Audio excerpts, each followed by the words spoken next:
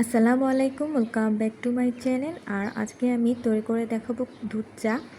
আর এই চাটা আমি মূলত কফি দিয়ে তৈরি করব, যার জন্য এখানে আমি একটা নেসক্যাফের হেজেলনাট লেট প্যাকেটটি নিয়েছি। আর এটা যে কোনো কনফেকশনারি দোকানে পেয়ে যাবেন। এটার মূল্য ছিল 30। আর আমার কাছে খেতে খুবই ভালো লেগেছিল। চাইলে আপনারা আমার মতো এভাবে তৈরি করে খেতে পারবেন। তো প্রথমে আমি একটা প্যানে হাফ লিটার দুধ নিয়েছি এবং দিয়ে দিয়েছি 3টা কার্ডামন মানে এলাচ। আর এলাচের ফ্লেভারটা কিন্তু আমার কাছে খুবই ভালো লাগে, এতই ভালো লাগে যে চা খেতে খুবই মজা লাগে।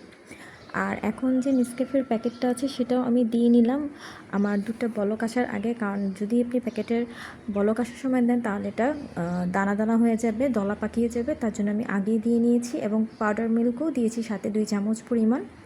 এবং কিছুটা নেড়ে চেড়ে এটা বলক আসা পর্যন্ত আমি একটু খানিকটা ওয়েট করে নিব।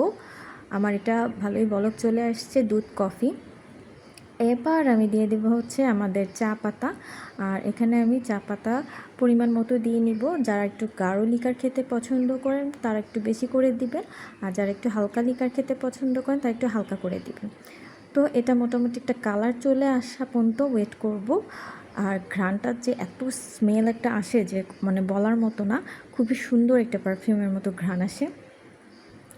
আর এখন আমি দিয়ে নিচ্ছি চিনি, যেহেতু একটু কালারটা কমে আসছে মানে গাঢ় হয়েছে, তো এখন চিনিটা দিয়ে আমি এটা একটা সার্ভিং কাপে আপনাদেরকে সাজিয়ে দেখাবো।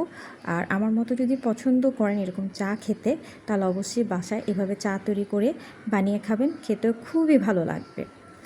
তো আমি একটা সার্ভিং কাপে নিয়ে নিয়েছি 4 কাপ। তো চাটা খেতে যে আসলে কী যে মজা হয়েছিল বলার মতো না।